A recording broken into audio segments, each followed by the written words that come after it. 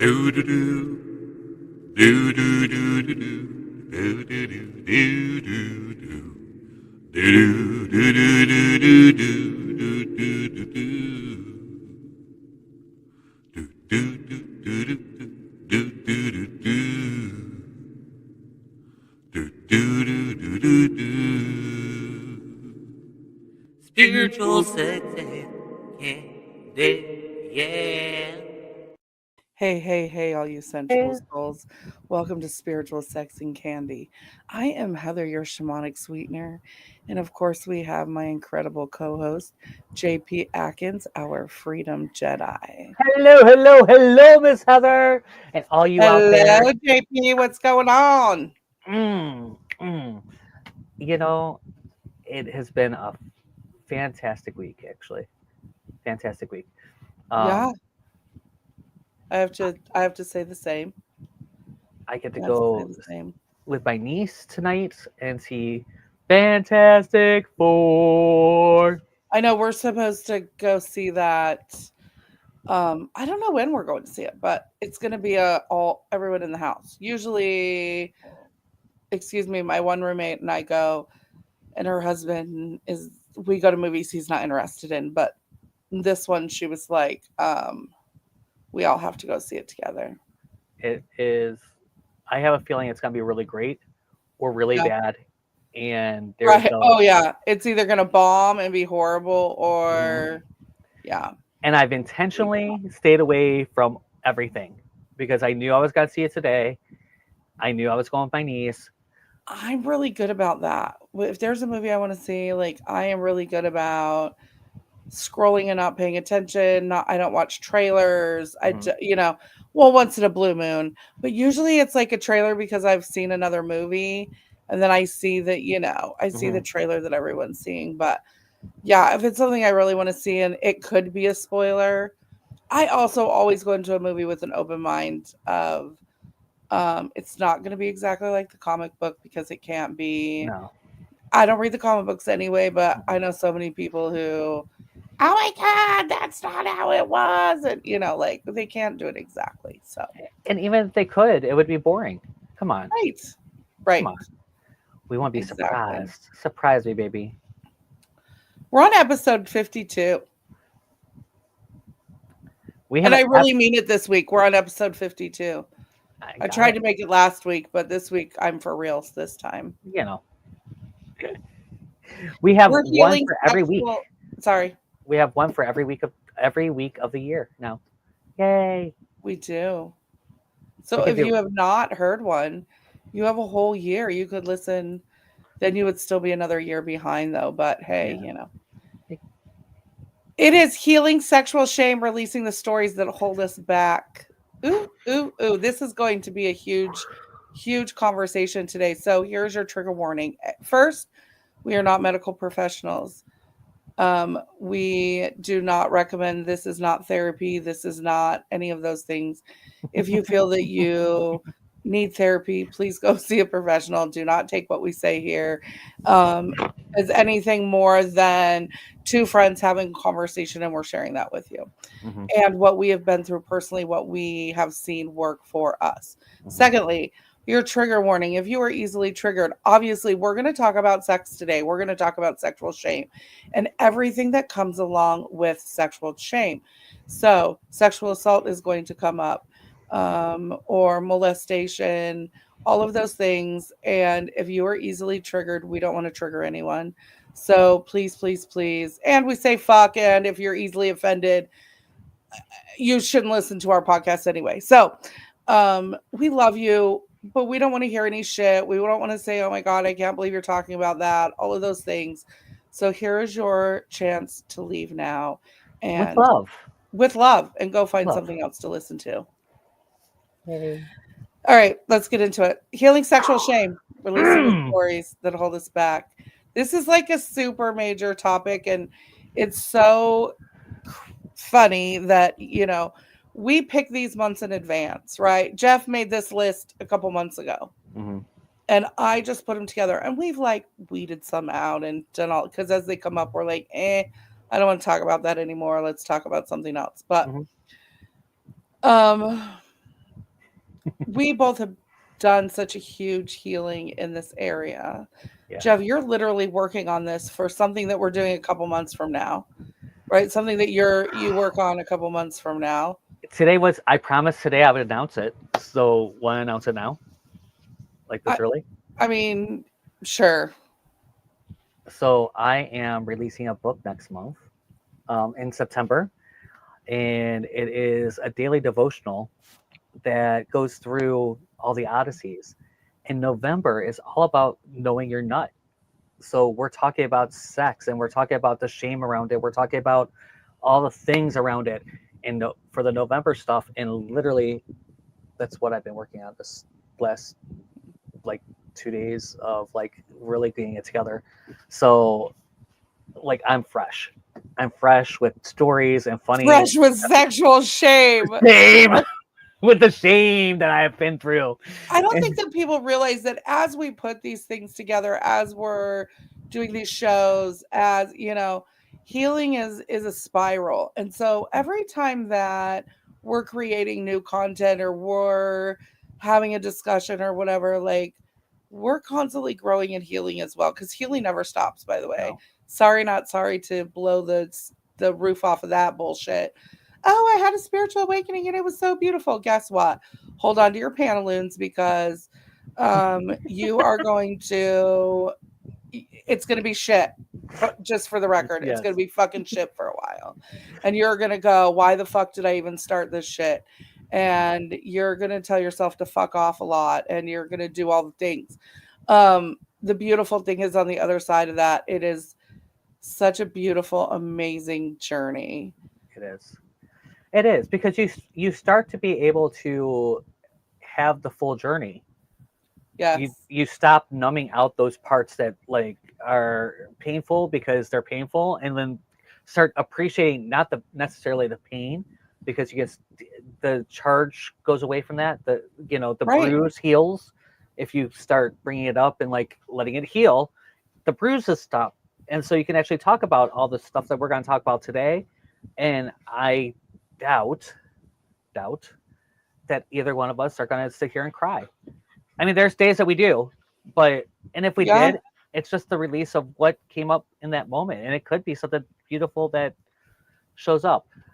Right. We think that when you cry, that it's always a bad thing, and it definitely is not. Nowadays, when I allowed myself to start crying, like, oh, what a release, what a beautiful thing. I mean, like, I went from rarely ever crying to crying all the fucking time to where my kids would walk in and before like they would start to get upset, if I was crying, they were automatically like, "Oh my God, what's wrong?" But then it got to the point where they're like, "Are we crying for a good reason or a bad reason? Is there a cute puppy on the fucking screen?" Like, Yeah. um, whatever. Because and our tears are different. If you Mhm. look at tears under the microscope, if you are laughing and you laugh so hard you cry, the molecular structure of those tears are different than when you're sad and you cry, when you are angry and you cry. It's literally a different molecular structure every time. Every time. It's amazing. And Yeah, water takes on the energy of your words, yeah, your emotions.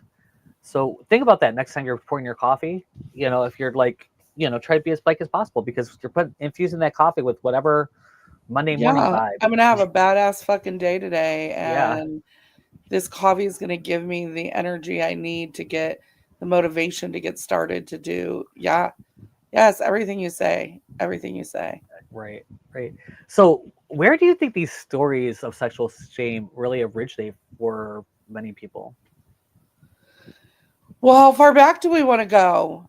So really, back in the day, if you want to go like hundreds of years before Christianity, sex was sacred, and sex was meant to be magical, right? Mhm. It was not just for procreation; it was used in ritual. It was um, women could. Gotta love being a Celt. Um, Celtic women could leave their husband if they cannot perform sex. As they should. Right. If you are not pleasing me the way that I think you should be, right? Bye-bye, motherfucker. I'm going to find someone that does.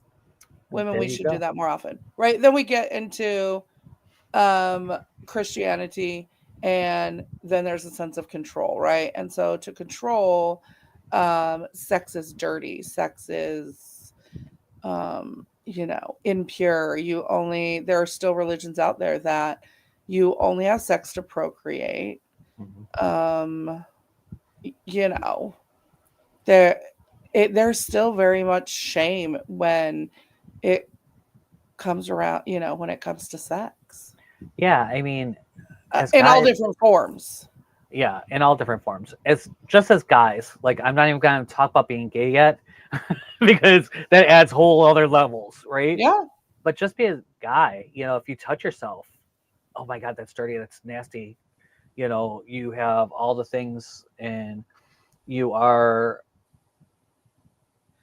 You're a perv because you touch you're perv. yourself. You're a perv. And You're we're told that from a very young age, yes. right? So when you're little and you're exploring your body, right? And everyone does. Hello, hello, hello.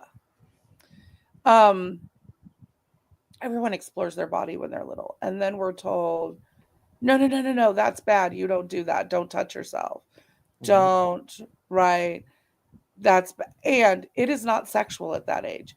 No. Anyone could say what they want to say. We have a mutual friend too. She said, I was horny. I've always been horny. I was horny at 3 and I knew what it was. I can't say that, but what I can say is, it feels good. I don't know if it's sexual at that point because there's no reference to it being sexual. It's just that it feels good. And we're told that it's dirty. Yep. So feeling good is dirty. So feeling good is dirty, right? So what I would always tell my daughter when she was little and she did that, I said, we don't do that in public. I don't want to see you do that in the living room. If you want to do that, go to bed. Go to your room and do that. Yeah. Right? Because I never wanted to I don't sexually shame my kids, any of them. All of my children talk openly with me about getting it in. All of them do in some way. Because I have always cultivated that relationship with all of my children. But my biological daughter, it was, no, go in the other room, and you start exploring each other. All kids fucking look at someone else's junk at some point because they want to know the difference. Yep. And again, we sexualize it as adults, we sexualize it. And it just becomes this thing that, it becomes dirty, it becomes this, it becomes that, on the religion, because in the United States, that's mostly Christianity for the most part. Right. Growing up, there's others, but even Buddhism, desire is the leads to sadness. Right. Leads to misery. So the first thing I always say to people is, it's not the desire, it's the attachment. Yeah. So when we get there, and there's a big difference of that, if I talk about wanting my perfect person, and I start giving you some attributes, what they look like, how they make me feel spiritually, how they are in fucking bed, right? Which is important. Yes. It's really important to have great sex with someone. Really, it is. That's so important. And when you can actually have that, great. But me telling you that I want Ryan Philippe, that's a whole other conversation, right? And I get attached where that's what I'm going to do. I'll never forget, I was actually in Santa Barbara and with my friend, the one time I visited California, and Ryan Philippe walked by. And everything in me was like, I want to go in the bushes and like trip him when he comes out, just to, like, be able to meet him. And I'm like, why would I do that to somebody? Like, what is, but talk about creepy. Right. So that's the difference, Right. wanting a relationship with someone that looks like Ryan Phillippe is one thing. Going and tripping Ryan Phillippe so I can, maybe meet him, completely different conversation, Yeah. And we make it so that it is such a bad, it's so dirty and so bad, and it's like, Yeah. so.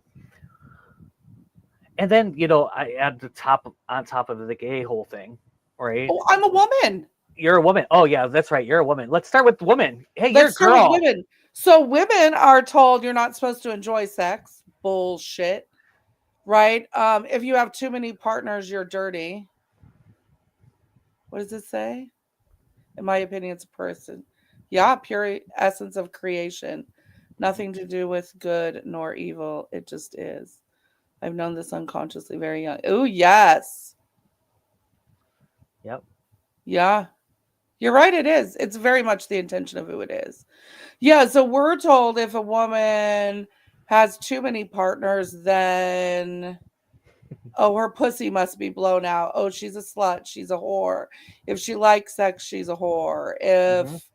If, all of these negative, shameful connotations. I still know men who freak out about women's body counts. Mm-hmm. Now, a man can have gay, straight, it don't fucking matter. The higher the body count, the better. The You're a more stud. revered you are, because Mhm. you're a fucking stud, baby. A woman, oh, she's a nasty bitch, Mm-hmm. right? And I have a philosophy: we don't slut shame No. in my family. We wear that shit proudly. Mm-hmm. Go fuck who you want when you want, as long as you're open and honest about what the fuck you're doing. Right. It's all Right? about the communication with your partner, and that's Abs- between you and your fucking partner. Correct. Right. Yes. Whatever is going on, whatever you're doing, unless you decide that open that up for whatever reason and do whatever, I have no problem with OnlyFans. Go and have fun. Right. Celebrate, Do your thing. do your thing. Consensual adults. That's Go have it. fun. That's it. Right. Right. Um, Yeah. I yeah. remember I was older I was 21 when I had sex. I've talked about this on here, right? Which people would be shocked. Even back then, people were like, there's no fucking way. So people assumed I was having sex long before I was, purely by the people I was hanging out with. And my knowledge of it because everyone fucking talked to me about it, right? Um, so I was accused for a long time of having sex when I wasn't. Mhm. And then when I would say, no, I'm a virgin, like legit, I'm a virgin.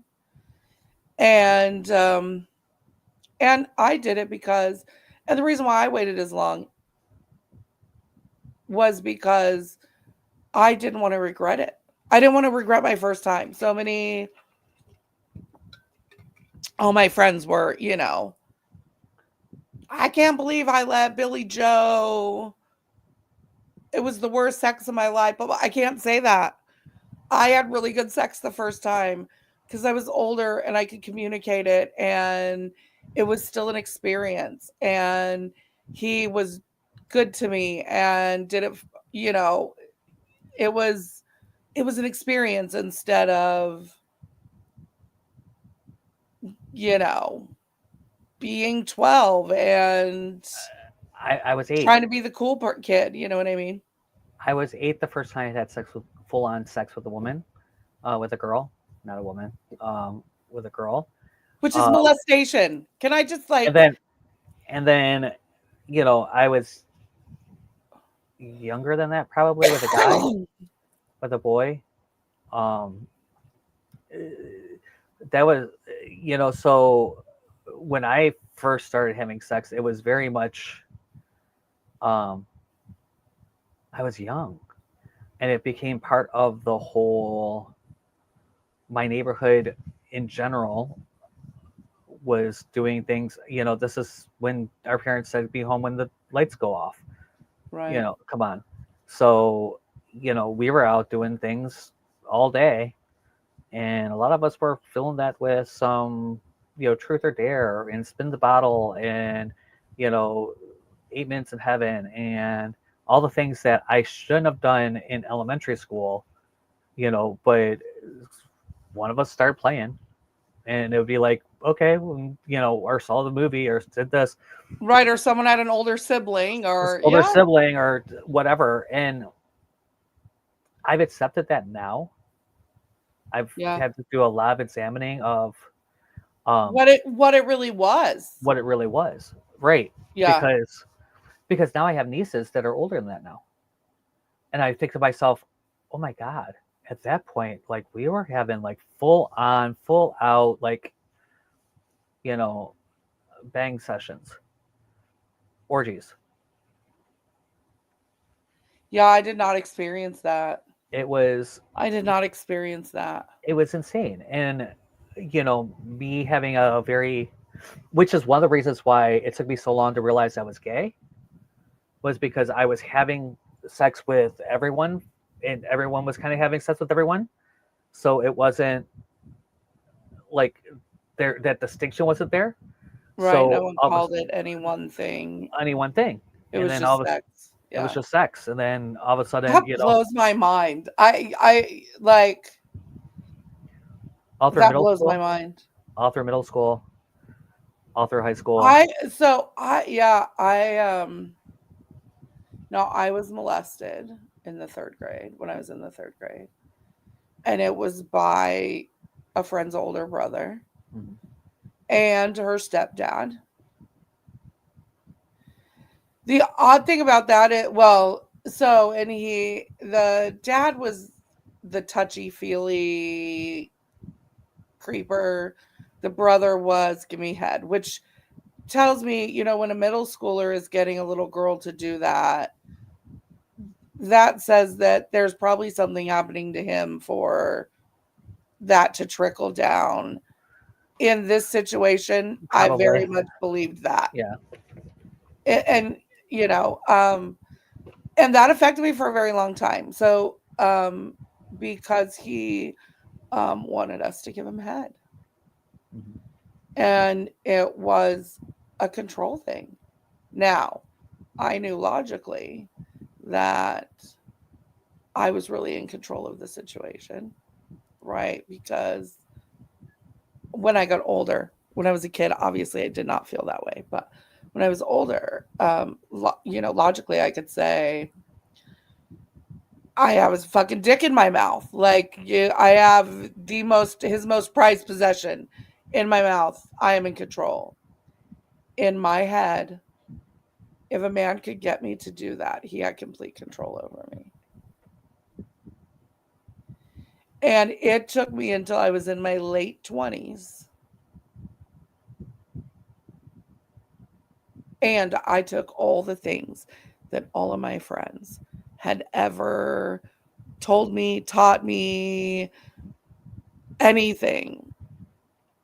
And when I was done, the guy was like, "Are you sure you've never done that before?" And now and because I took that control back for myself, it is actually one of the things that I don't mind giving a good blowjob now, but I don't want to be like, get over here and give me a blowjob. Or once it starts to being like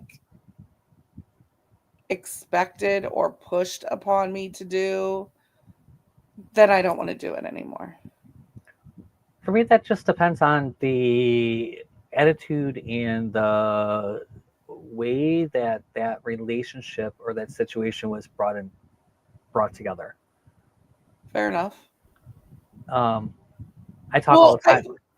Obviously, if we're talking about a scenario, that's different. But that could be set up very much, very much in a way that I would very much enjoy. But even when I was, so we talk about the molestation part, one of my older cousins, all of my cousins are older than me for the most part, because actually all of my first cousins are older than me.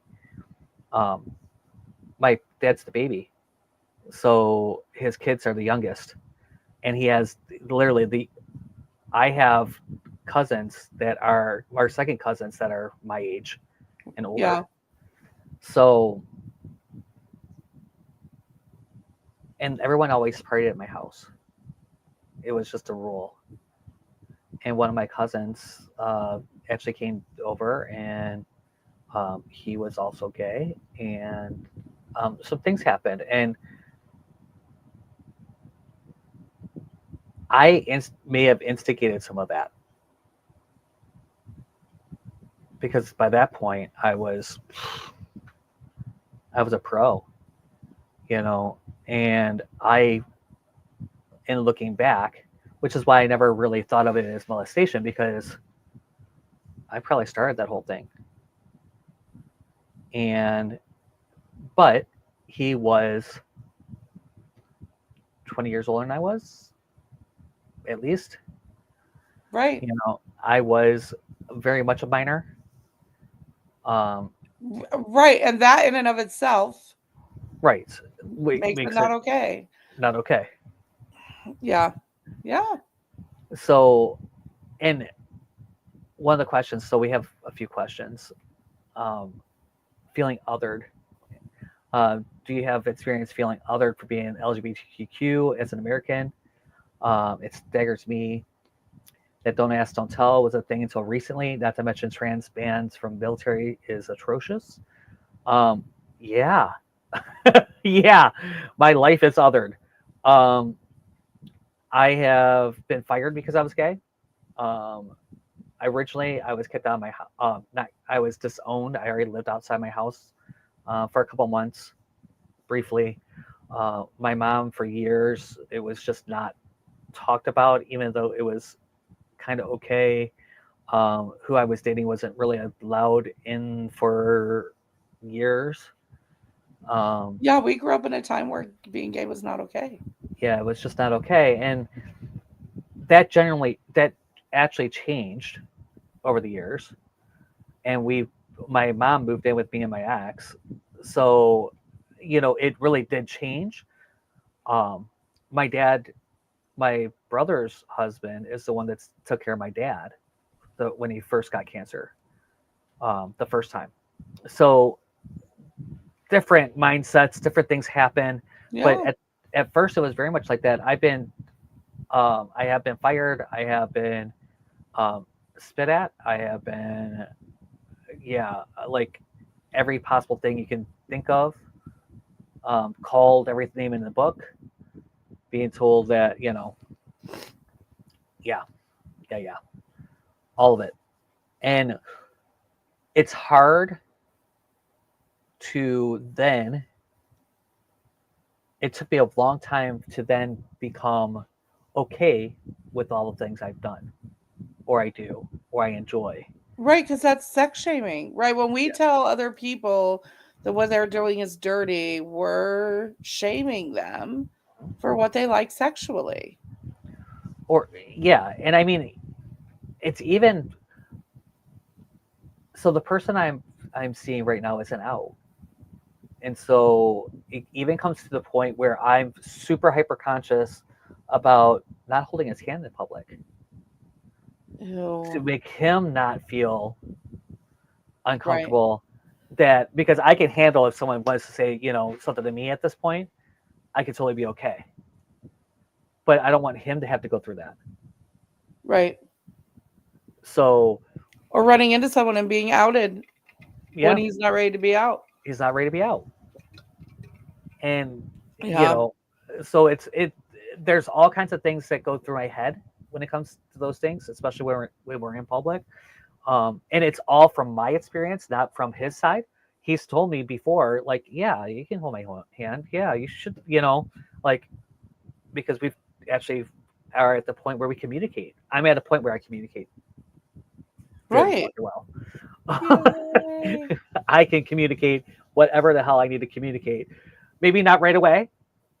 Heather knows I had some things I was communicating. I needed to communicate that it took me about a week and a half to phrase it in such a way and like Yeah. form it in such a way that it wasn't an attack so much. But yeah, definitely, definitely been othered, um, and am othered still. I mean, the other day someone said to me that I couldn't be on a podcast because I was gay. Oh, Yeah. So I mean, it happens. It happens. yeah. And Dip also asks for Heather. Okay, I have a question for Heather too. I'm working with a man who was born trans, soul of a female. Okay, but severely abused for it. Yeah, and shaped into a typical boy. They buried it for 30 years. That is there a question in that? It's so that's so hard. I mean, that happens quite often. I had a student who started transitioning. They weren't even my student. He wasn't even my student. And but I just happened to connect with him.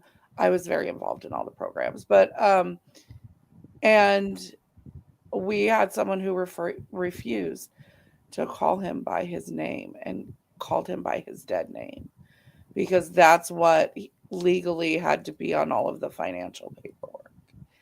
And they even went as far as to post him on one of the walls with his dead name, like as a student. And his instructor went and said, "You will remove this. You will put his actual name up there. Mm-hmm. And this will stop right now. Because this is not okay." Yeah, it I don't And care what. he has suffered through his transition of his family members not being respectful of it. Though his father and stepmother, whom he's very close with, very understanding, very, there's other family members that now are much better about it, but it took a long time and it was very, very hard for him. And he still suffers from the backlash of that. And really, it's coming back to loving yourself for you because you were meant to be this way and you were here to change lives. Because for every trans who lives their true authentic life, you are paving the way for more in medicine, more for the next generation, more to make it inclusive and gender inclusive on all things. And I think that goes for anyone.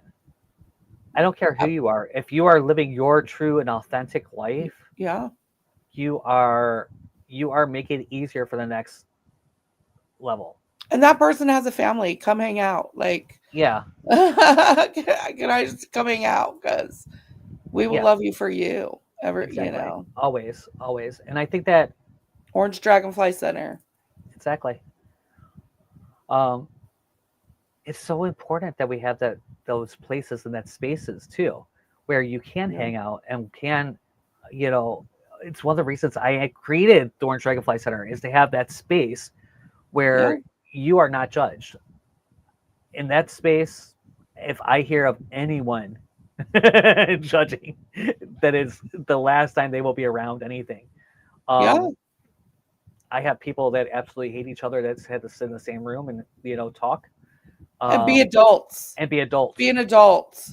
And yeah, like And if you didn't I know, yeah, everybody fucks funny to somebody and it's none of your fucking business. right, right. What was it? My higher self is more feminine than male, which is Yeah, my vessel is. Yeah, I dress and act, yet my sexual self is highly feminine, submissive, and deeply passionate. We all have masculine and feminine energy. So when we talk about that, like, um, we all have that inside of us. So there is definitely, um, some of us live more in our, like, I lived in my masculine for a very long time. And could, and was still very sensual.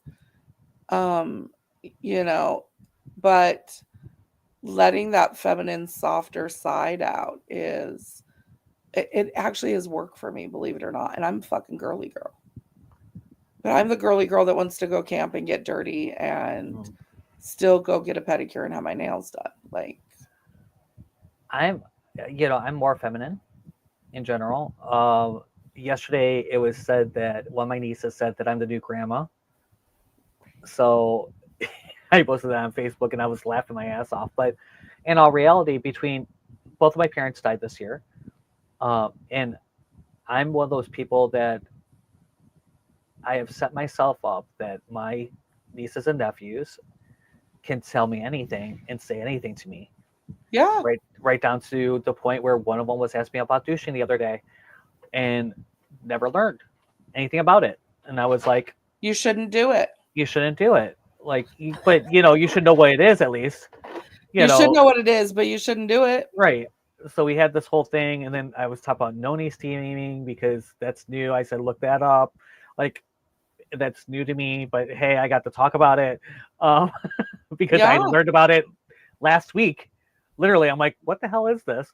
And because I thought it was a joke, and I talked to Heather, she's like, And no, I was like, no, that's a legit thing. right. Go get your yoni steamed. Yes. So yeah, although there are very many things that I live in a camper, I have for years. This lifestyle works really well for me. I do like being in the woods. I do like that whole idea.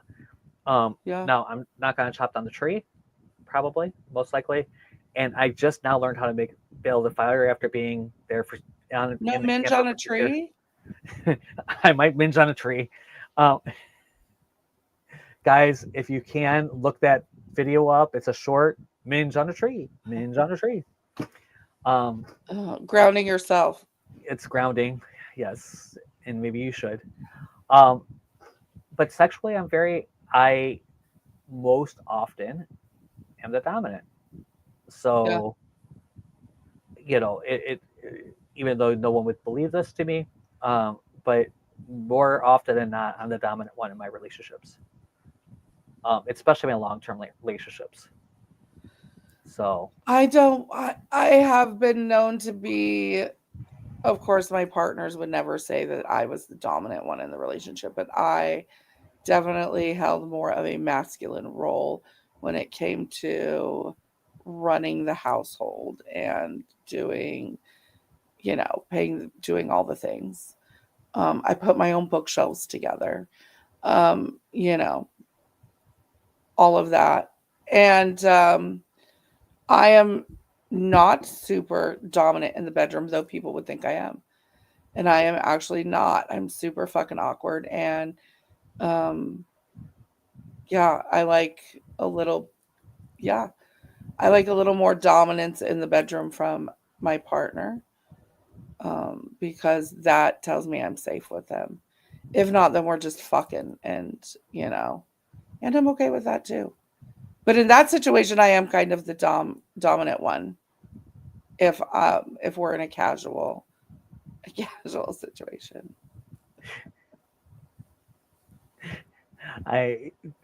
the stories, the stories, like every story I think of you is like, yeah, you're much more the dominant one than this. Well, because I was a fuckboy for a while. Right. I was like, if okay, you guys want to treat women this way, and I too could play at that game. Yeah. I'm down to, like, I very much can have sex without any emotional attachment to it. I was actually very, very good at it, and like scary good at it. And so yeah, it was very much like, and I was the one that was like, put on my shoes and leave when we were done. Yeah. There was no, like, I'm like, thanks, deuces, and out I went. How do those internalized narratives really how did they prevent you from cultivating a sacred and loving relationship within your own body and your own desires? Because I stopped. Like, I wasn't getting any emotional attachment out of it. Years ago, I wish I remembered this guy's name because it was a beautiful talk. We were actually talking to high school students. I got so much out of this.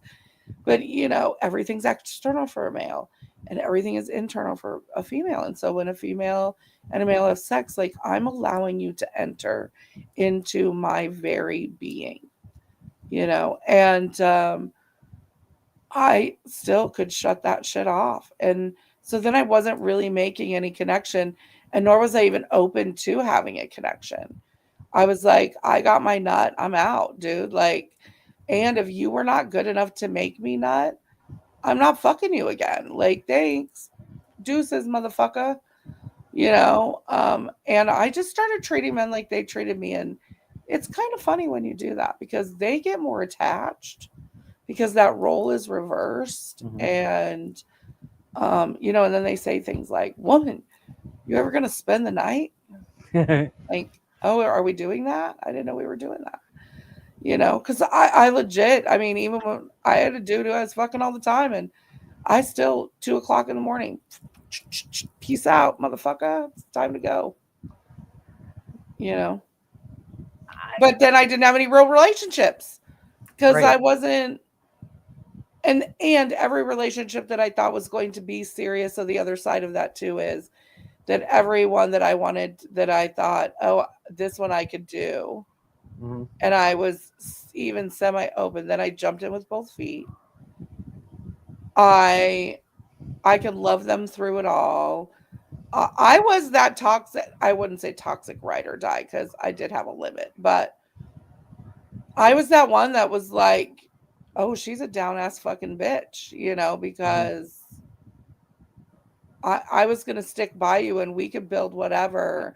And I'm going to be your biggest fan. And the whole time, really, I'm just taking care of both of us and you're not doing fucking shit.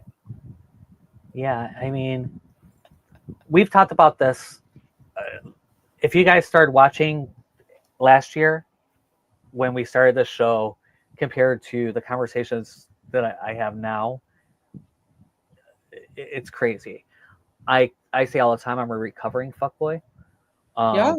and it's been a big shift. It's been a huge shift. Uh, right around December, I was like, I can't do this anymore. I can't do meaningless one night stands. I can't do the apps. It Uh, makes you feel like shit. yeah, it, It's emptiness. and I'm of a certain age, right? So I'm not young, I'm not beautiful, I'm not thin. Right? I am beautiful. I am. I'm not trying to necessarily cut me down because I am very comfortable with this body and this person. Right. Yeah. Because I am. We joke about it all the time. But conventionally, on an app, if you're swiping, you're not. Probably, I'm not your type. Right. I'm a very, and if I am your type, call me. No. But and it really was just a meaningless, and it wasn't leading to anything. And even people that we might have, was good, that it was a good experience, Yeah. it wasn't repeating. Even when they were telling me how good it was and like messaging me and like the next day and stuff, and it just became this thing where it was empty, and it was always making me feel just a little bit more desperate and a little bit less comfortable with myself. I mean, I started like really feeling like uncomfortable with me, and in a time when I couldn't handle being any more uncomfortable with me than I already was. I was to a place for a while where I was like, I I'm never gonna have a relationship. Mm-hmm. This is what I'm good for. And I'm good at it. Like Mm-hmm. I know I am. I like Mama always says stick with what you're good at. right, right. And so, yeah, for me, it also made you like, there's that numbing part of it where it's good in the moment, just like anything else that you use to numb. And if you're fuckboy status, you're numbing something because you're right. There's sexual shame there somewhere. I've had men like back in the day, I don't know, maybe still, I don't fucking know.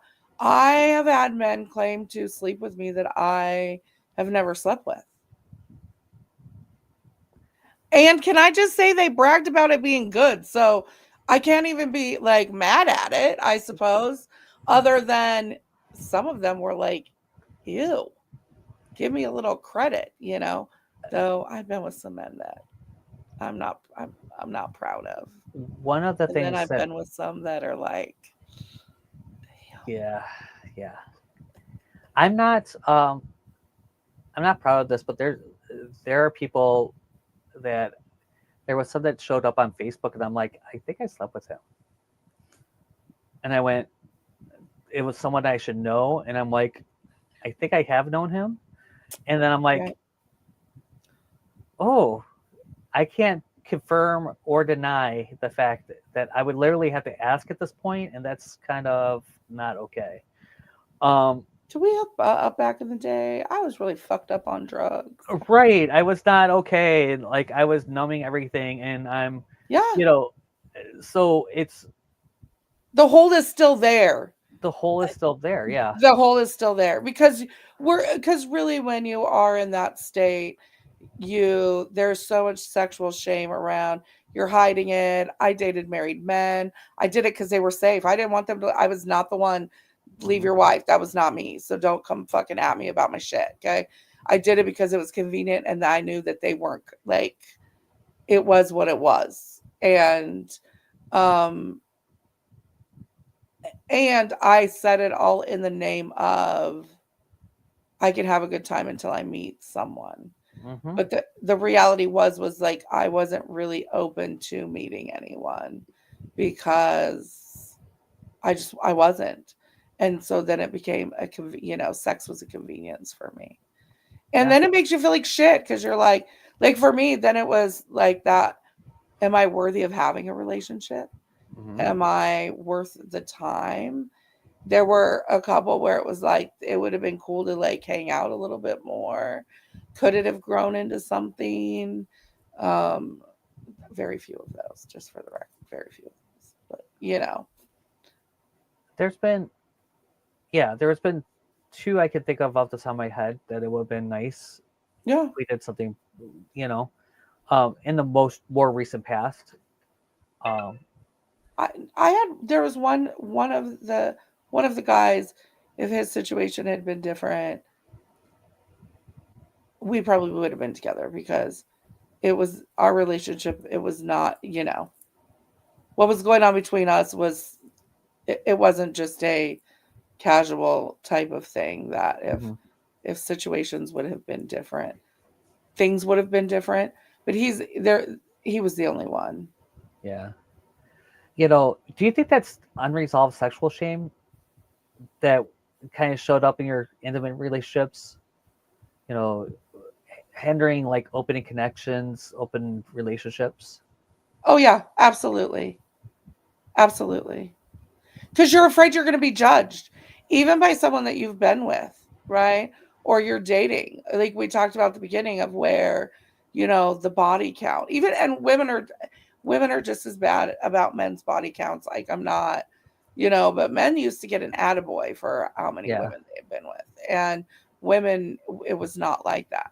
And I know plenty of women out there that are, freak out if what do you mean you've been with 20, whatever, 100 women, whatever it is, ew type of thing. But you're waiting to be judged. Yeah. Can I really be open about what I want? Can I, what if it grosses them out? If you really like someone, you start thinking about like, what if it grosses them out when I say I want to do this, this, and this? Yeah. And you have to have those conversations towards the beginning of the relationship, but you don't want that to be the first fucking thing because then there's an expectation Right. that they think every time you have sex, you want to fucking be tied up and whipped and shit. Mhm. Like, no, you have to earn that shit. That is not my, in a relationship, that is not, when I was in fuckboy status, sure. Yeah, let's have our conversation, let's do.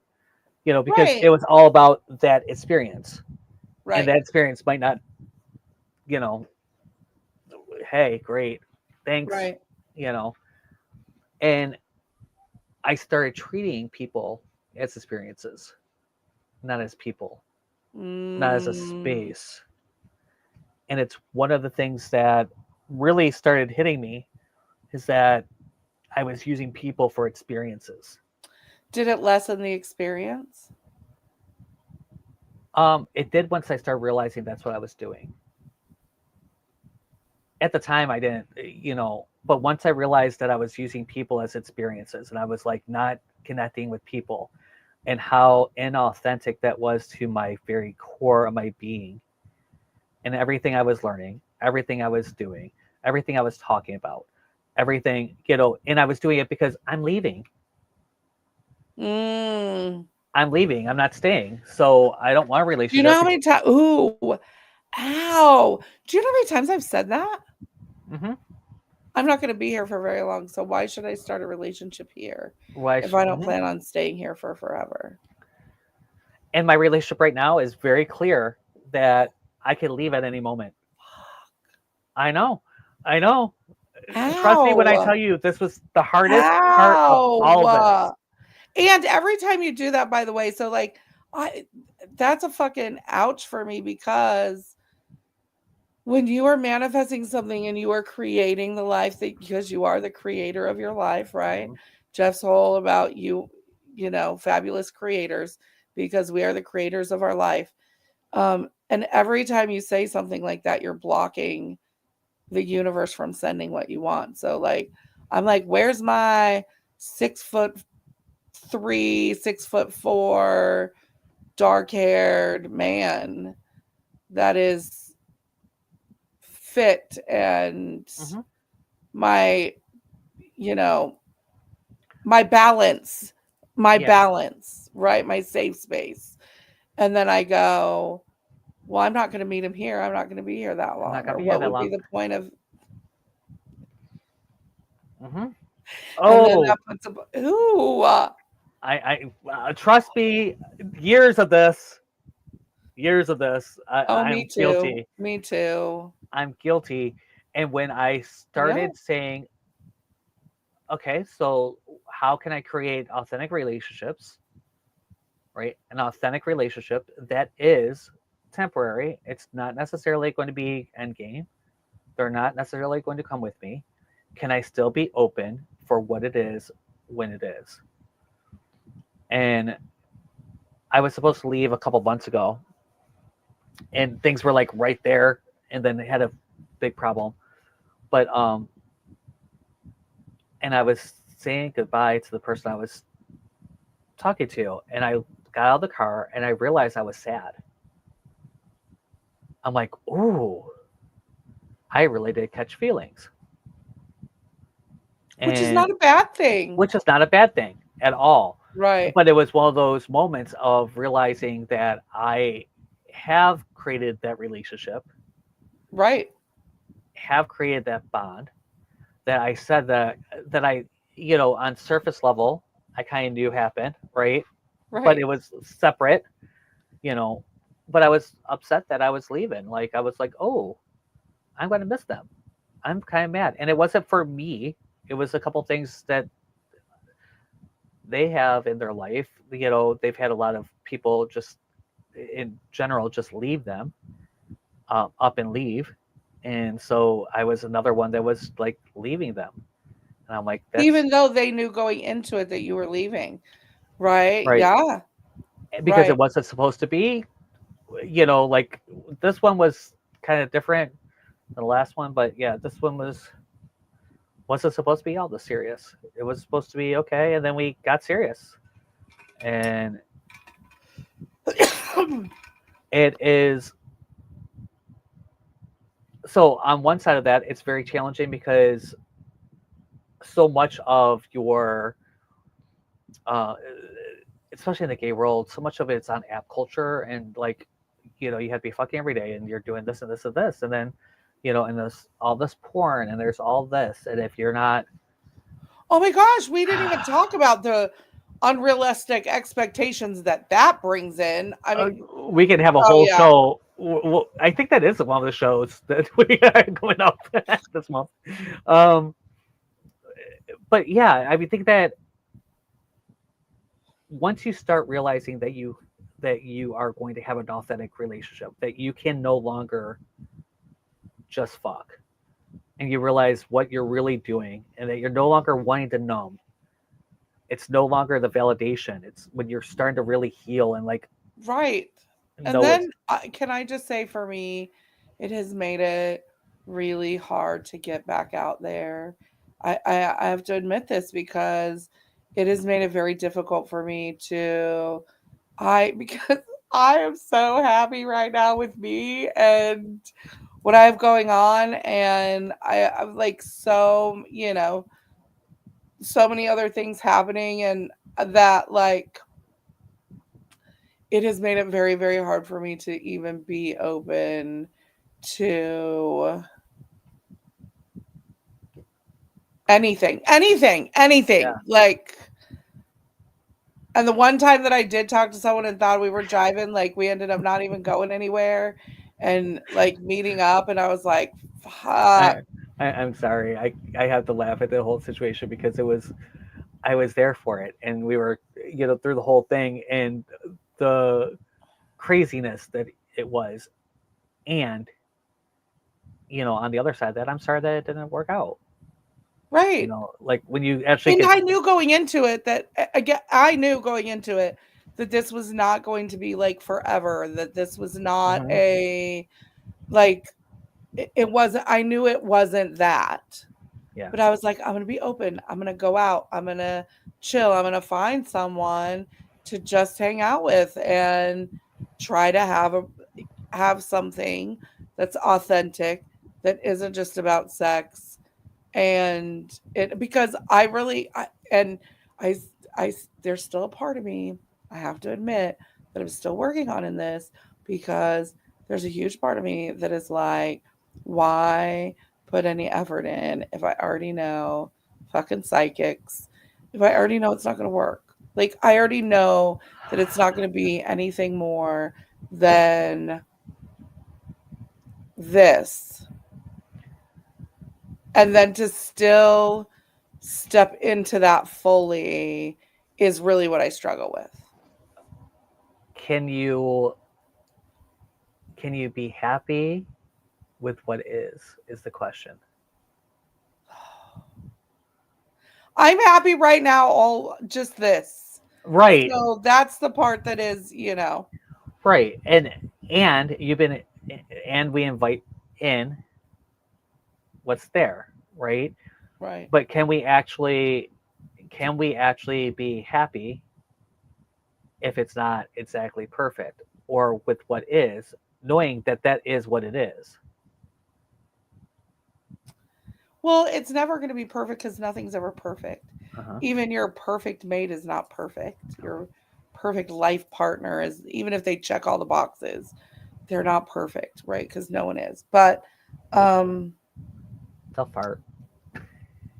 huh? They'll fart. Right. Their farts will Your stink. shit still stinks. Right. Um, but then I feel like it's almost a superficial relationship regardless, because even if you're authentic, if you already know that it's not leading to anything, then I sometimes I just feel like, then why waste my time to do it? And I guess that is where I need to look at it more as having an experience and enjoying the experience in the moment, instead of, there we go. Heather just worked some shit out live during this live on a podcast, because that's what it looks like. because that's what it looks like. That's Yeah. what it looks like. Like, what could the experience be? And not that they're an experience. They are a human. Right. They are a Correct. connection. Yeah, I don't. Yes. So, because I was right there with you, but there's a distinction. The experience that you have together is beautiful, but the connection that you can have, even though it's temporary, who the hell knows what it's going to look like? It Right. could be very temporary, and it could lead to, them being more comfortable with themselves, you being more comfortable with yourself. They might introduce you to somebody that you didn't know, that, Right. you never know what that connection is going to lead to next. Fuck you. Always be ready to go for a ride. Oh, she said it out loud. I was thinking it in my head. I have to write it down. So, My guys, own words. I know. My own words. So, when she was packing up to go to Florida, and the reason why that's important, while she writes, I'll tell you the story. She has a helmet that she, I had to bring this with me, and I was asking why, out of all the things that she's bringing in, she was putting stuff in storage, she was doing all this stuff. She goes, I always have to be ready to go for a ride. You always need boots, goggles, and a helmet, because you always have to be ready to go for a ride. I know. I hate Me Too right now. Trust me, this book is this. Guys, I am so excited when I get to release this book. If you are interested in it, put a message down below. I'll tell you when it's ready to be pre-ordered. We're going to do a really cool special for that, so stay tuned for that. But this book really it has been moments. She's still going through it right now, live on camera.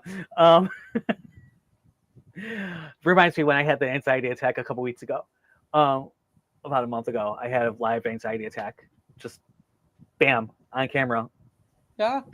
Cool. What happens when you do a live podcast and you don't edit shit out? Right. Life is live, baby, and you get it all. Yes. So I'm excited. I'm excited for what's coming up. Join me Friday if you are a gay boy out there. Join us on Friday for the Circle of Spirit call. Or if you're not a gay boy, or you are, either way, you could join us at Sanctuary on Sundays at 11 a.m. Both are great. Check them out on orangedragonflycenter.com or check Spiritual Sex and Candy. Book a call with me, guys. I'm always ready to talk. And Heather, what do you got going on? What are you ready to talk about? Oh, go buy some merch. Everybody fucks funny to somebody. spiritualsexandcandy.com. You could book a reading with me. You could get a hold of me through there. All of my socials are there. I draw daily cards. You can have readings. I also do energy sessions. Let's break down some of your shit and release that energy that's attached to it and get your healing going. And thank you. We love you too. Thank you for coming in and hanging out. We will see you guys next week. Next week we are intimacy as a spiritual being. I don't know what it says. Intimacy with spirituality. And what does that look like? Because we're ending talking about